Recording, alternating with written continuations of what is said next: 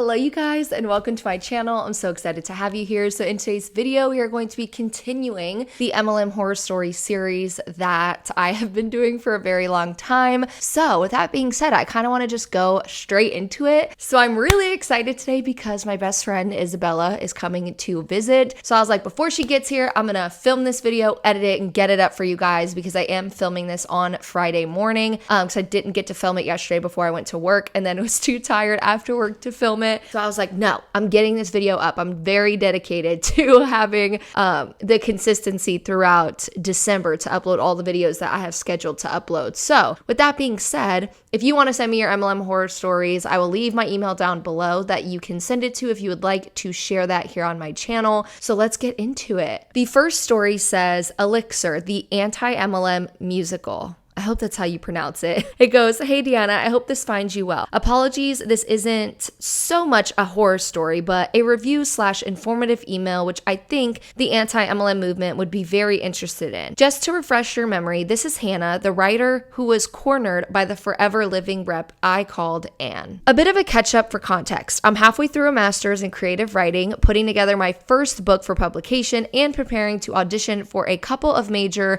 musical theater schools in London. I'm also writing my own musical, though I didn't expect it to hit the stage anytime soon. Until then, I'm content to be an audience member. Now, the meat or tofu or metaphorical protein of your choice. I recently reviewed a workshop version of an anti-MLM musical. When new plays or musicals are being written, they're workshopped. This means they're performed on a shoestring budget for test audiences. So the actors have the music and scripts. Maybe they put on a hat or different shirt to indicate that they're changing characters. The goal is to get the audience's reaction to the story, what could be different, what works, etc. Think cheap last-minute high school musical. My impression was that it was rough around the edges, but it's not far from the next stage. And I'm going to be following it closely because I would like to see it produced.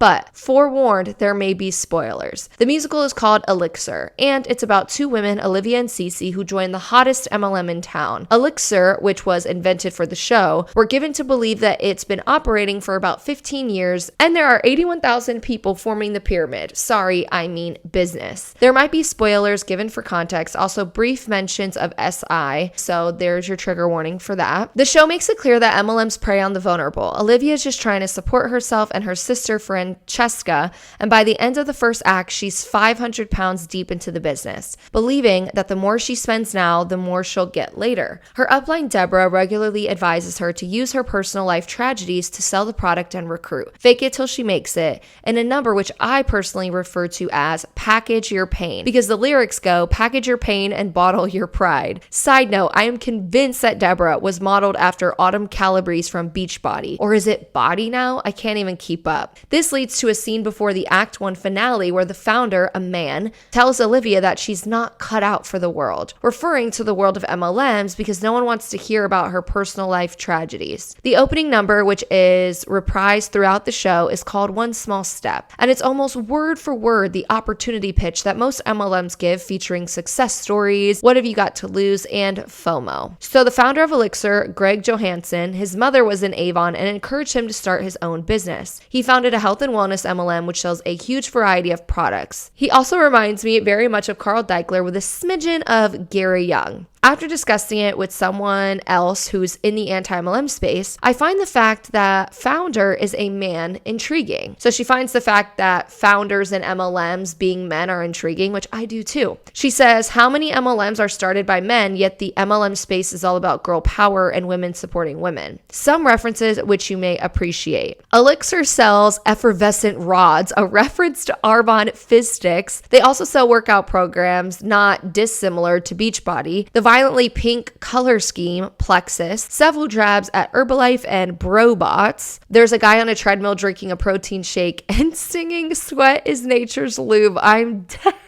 Then there's a song about toxic positivity called Be Good Vibes. I followed all the creative team on social media, and hopefully next year it'll be ready for the next stage. It was dark, funny, and thought-provoking, and I love every minute of it. With any luck, hopefully a slime tutorial or pro shot will appear in the future so you can see it, if it doesn't hit a theater near you. Just wanted to spread the word and keep up the good work. So I'm going to link down below some of the links that she sent, because she sent links to what she just talked about and the play or musical that they're going to be doing. So I find it interesting that the more time that goes by, the more widespread talking about MLMs are and talking about the negative impacts of them. I'm seeing people talk in schools. I know I did. I had a college reach out to me where I was able to make a video for a presentation for them about MLM. I know that we're getting more and more documentaries on places like Amazon Prime and stuff like that. So I can see that over time, a lot more opportunities are rising where people can really spread the word about multi-level marketing companies and talk about them in an educative way that people will be intrigued to listen to, because I find that not everyone is going to come across a YouTube video or a news article talking about the negative impacts of MLM. So I find it so important that there are other avenues where people can get intrigued into watching something, whether it be a musical or a play or,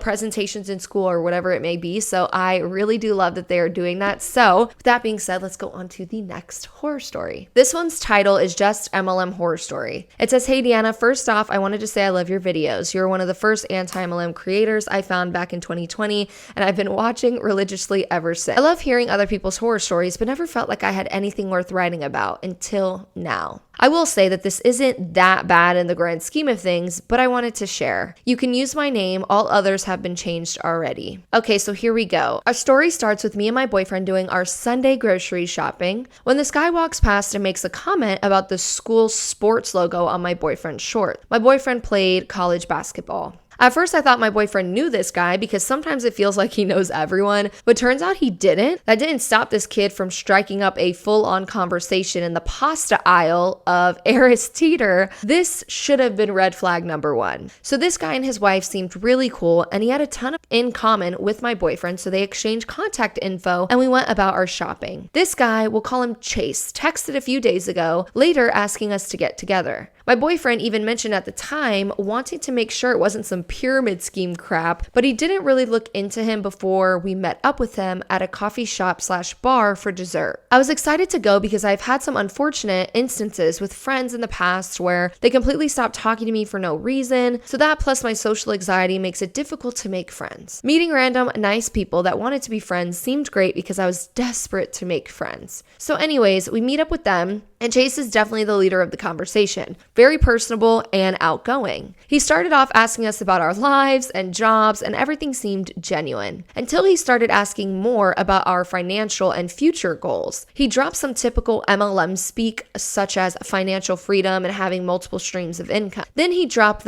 "we know a couple who retired before 30, and that's when I got the confirmation that they were in Amway." They never actually said what company, but based off this and other things, my best guess is Amway. The conversation continued with my boyfriend asking more about what they were doing, and Chase was trying to explain that they ran e-commerce and they partnered with a bunch of brands and make commissions off sales like Amazon, and we could bring others into our organization too. That's when my boyfriend made a joke about it not being a pyramid scheme, and Chase's attitude kind of changed. He started going into how much people don't really know what a pyramid is, and that you could classify corporate as a pyramid if you looked at the shape. That's why it's not about the shape, it's about what's happening within the company itself. Now, is the shape funny when MLM reps will draw out the literal pyramid shape and write people on it, or they'll show their genealogy when it comes to the people that are in their downline? Yeah, it's funny, but it's like a pun. It's just funny when that actually happens, when it is shaped like a pyramid, when they are training people or when they're telling people it's not.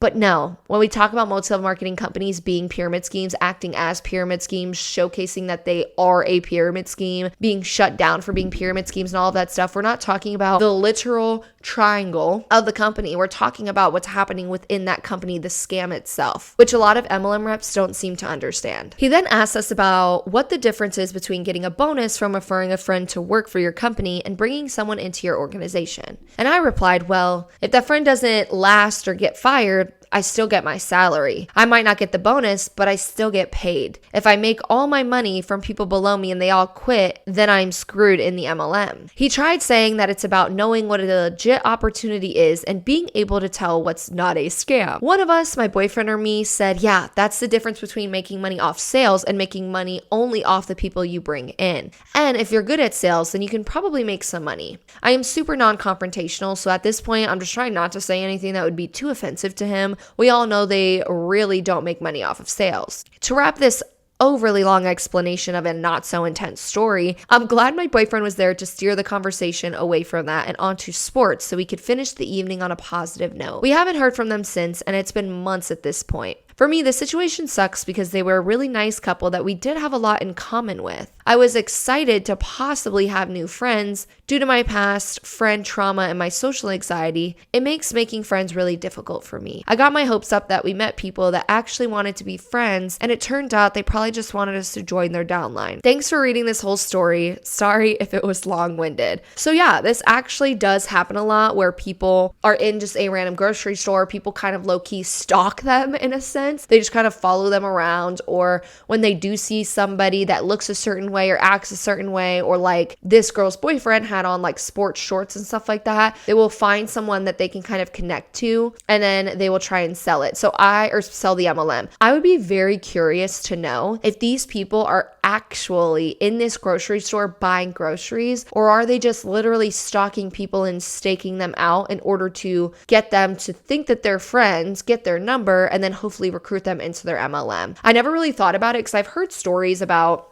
people in grocery stores, they're just doing their shopping. Someone comes up to them with something in common, and then they try and recruit them into their MLM. I've clearly heard that before, but the more I thought about it with this story, I was like, hold up. Are these people really grocery shopping, or are they just walking around with like stalker vibes, just trying to find people and stake people out and see if they can relate to them in order to get their number and then try and recruit them? Let me know if you have been someone that has been staked out in a grocery store. How is it that they go about it? That's what I'd be most curious about, their behavior when it comes to how they act in the grocery store. Are they actually buying groceries and they just walk by someone that they can relate to? Or are they just like waiting in a grocery store for people to come in? Because that would be crazy. So, as y'all know, with my new MLM horror stories series, I did tell y'all that I wanted to start adding in scam stories. I got a lot of requests of people asking if I can add scam stories within MLM horror stories. So, I'm going to be doing both. If you send me a scam story, you could have been scammed by an influencer,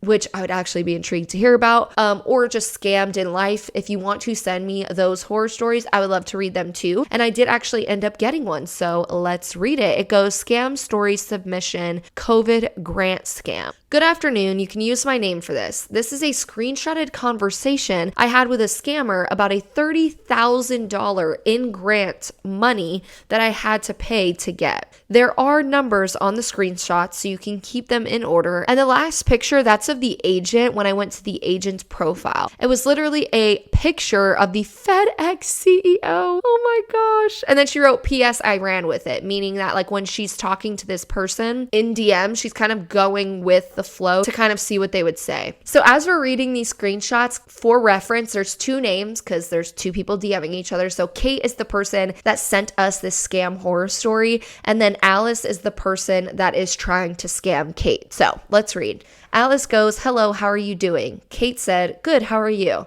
Alice said, I'm fine. I was wondering if you have heard about the Department of Health and Human Services program for the COVID-19 going on. Kate said, nope. Alice said, Department of Health and Human Services program is established to help people maintain the standard of living and also to help people about the C word also benefit from them too. I got cash compensated from them. Kate goes, compensated for what? Alice goes, I got $30,000 from the program and I'm hoping you can apply for it too. They are helping people with money to maintain their standard of living. Kate goes, that's nice. The U.S. Department of Health and Human Services Office of Inspector General is alerting the public about fraud scams related to the novel COVID-19. And then she sent a link about the scams that people were warned about. So Alice goes, I applied for it and I got $30,000 delivered to me. Kate said, kind of shitty to prey on people in hard times. Alice goes, I don't believe such opportunity can ever exist to me until my bank verified the number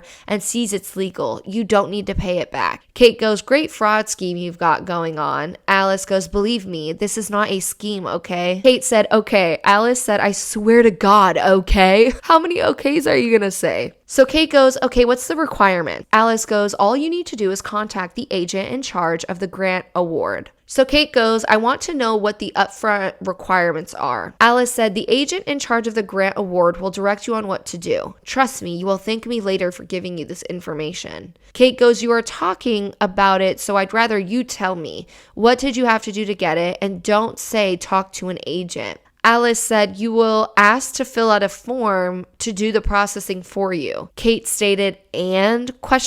Alice goes, they will ask you to get a card at the store so that they can activate the money for delivering at your doorstep. Kate goes, okay, so I have to pay money to get the grant? Alice said, you don't have to pay any money. That is why I asked you to talk to the agent to know the proceeding. Kate said, cool, so I can just go get a birthday card or condolences card and that would be good.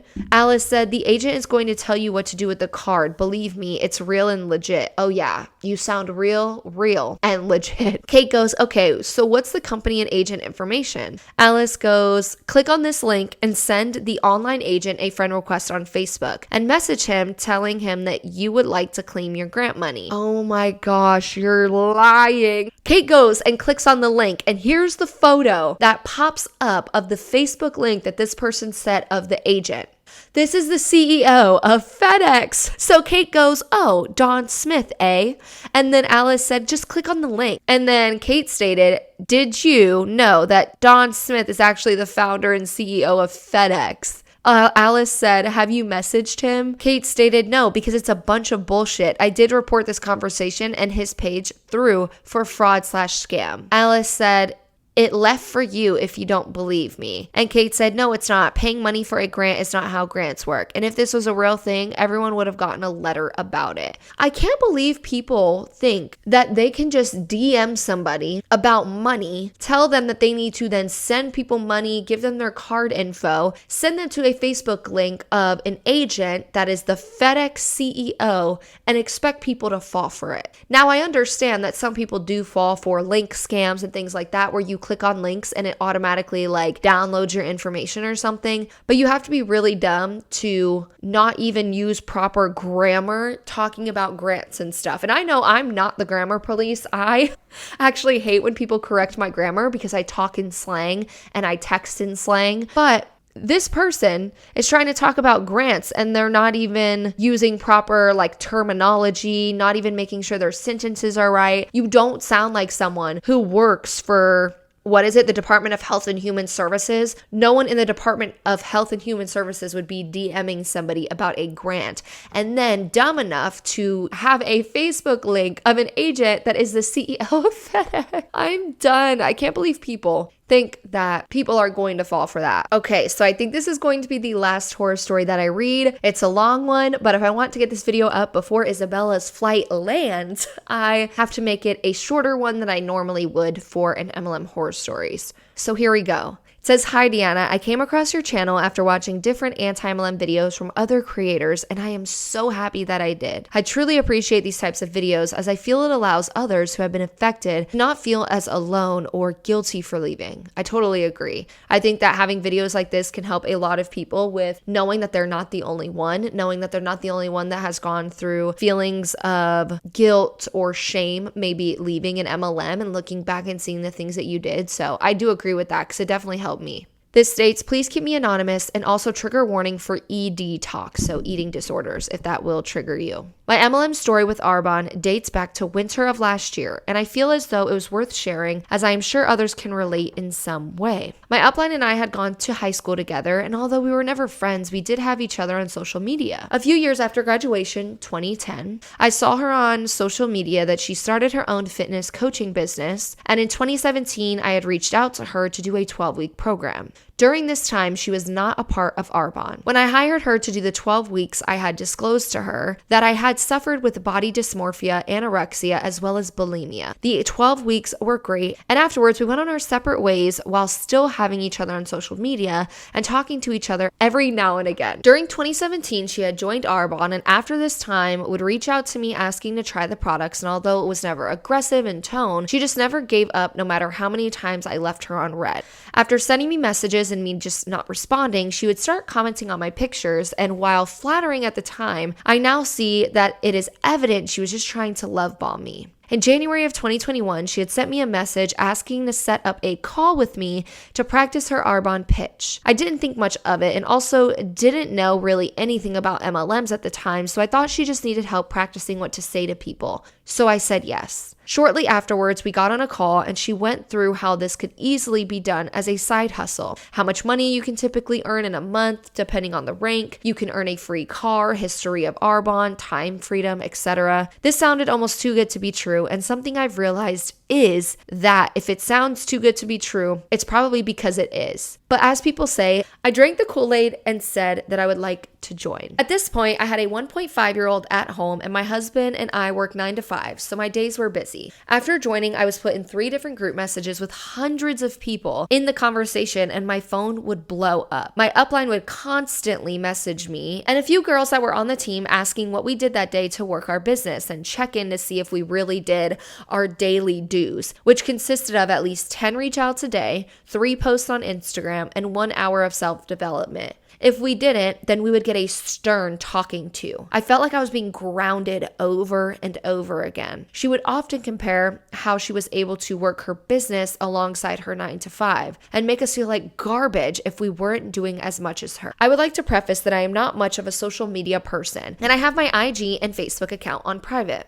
One day she said that I would need to touch up my Instagram profile to make it more apparent that I am a part of Arbonne and that I should write the following in my bio. 1, girl mama. 2, corporate by day, boss babe by night. Ew. Oh no. Number 3, ED survivor. She also said that I should take my account off private. After telling her that I was not comfortable with putting ED survivor on my IG profile and disclosing to her some pretty personal information as to why I had it private, aka I have a family member that I don't want access to seeing my personal life, especially my child. She then says, well, if you want to sell more, you have to be relatable. This is what people can relate to and it will help grow your business. I made my profile public, posted pictures of my daughter and my day-to-day as it came across as relatable, and furthermore talking about my struggles with my ED. This had only been something I had either discussed to therapists about, Kendra as it was important information for her back before selling Arbonne, and my close family and friends. And here I was discussing it to a bunch of people that if it were in person, I would feel even more uncomfortable. But yet after those posts were made, I got so much praise from my upline, her upline, and her upline's upline. Till this day, I feel immense shame for doing so, as it goes against so much of what I believe in today. The conversation was roughly a month into saying yes to the opportunity, and when my red flags went up. Unfortunately, I stayed in a bit longer, and while on a team call, we had an upline from a different team come and speak. This woman's main point was to disregard and not believe other people's opinions about MLMs, even if they were a family member, and mentioned how her sister still didn't believe in her business. She went on to say that she can continue consuming all the chemical products and best of luck then with her infertility issues. Maybe if she had used our products, she would actually have a baby. That is disgusting. That is horrific. Oh my gosh. I was appalled and disgusted that she said this and quickly left the team call. Not long after, my upline was presenting on a different team call, and her main point was how grateful she was for the business opportunity because while her brother passed away and she was mourning his death, that she was still able to work her business and earn money without having to take time off like she would for her 9 to 5.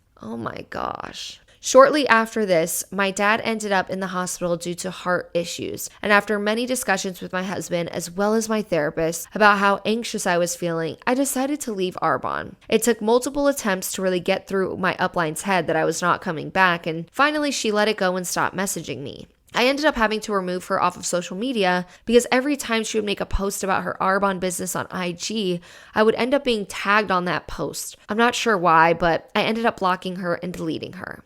I didn't know where else to fit this in, but I think it's a good example to show how they claim time freedom but praise the hustle. Around the time I joined was close to my birthday, which that year fell on a Monday. Because of this, my husband and I agreed to celebrate my day on Sunday, and it was less stressful than Monday with work and daycare. I kid you not that I spent all day talking on the phone practicing my pitch to 12 people, right from 8 a.m. to 6 p.m. with little breaks in between. And some of these people I hadn't talked to for months, if not years. So we talked more than just about Arbonne. My upline praised the hell out of me for being so committed to talking to so many people while on my birthday. I can't take this day back, but I know looking back on it, it makes both my husband and I sad, as my daughter was especially excited for mommy's big birthday party that ultimately resulted in me being on the phone all day long. After leaving, I felt guilty for quitting, as I felt like a failure and decided to go on YouTube to see if other people had made videos about their experiences with Arbonne. That's when I stumbled across the anti-MLM community, and I'm so grateful that I did. It made me feel educated about the business structure and also reassured that my decision to leave was truly the best decision I could have made for myself. Thank you for reading my story. Thank you so much for sharing your story. That wasn't an easy one to listen to, but it truly just shows how much these MLMs revolve around cult-like tactics and ultimately could be argued to be cults. Talking about the fact that your sister having infertility issues is her fault. Maybe she could have a baby if she would try your Arbonne products, talking about your, sibling passing away and using that, talking about making, people talk about their own ED, which is just so disgusting because this person probably would have never done that, would have never put that out there, and now she clearly can't take that back. So it's just wild to see what people will do when they're in an MLM, when they're in that cult-like mindset versus when they leave and you get out of that mindset, how you feel after. And I know a lot of people leave MLMs and they feel guilty, they feel shameful. I forgot where I left off. My husband called me. But shame and guilt. That's why a lot of people have shame and guilt after they leave an MLM, because they are like, that is not me. I wouldn't normally do that. And it just truly shows what MLMs are all about and how close they are to being cults. So with that being said, thank you so much for sharing your story. I'm so happy you're out of your MLM, and I know you can't get your birthday back, but now that you have not only seen the other side of things, but that you have gotten out of that MLM, you now have many more birthdays to go with your daughter and with your husband. So I hope that you are doing well now. Hope that you have had good birthdays after that. And with that being said, don't forget to leave a like and a comment and subscribe to my channel if you haven't already. And I will see you guys in next week's video.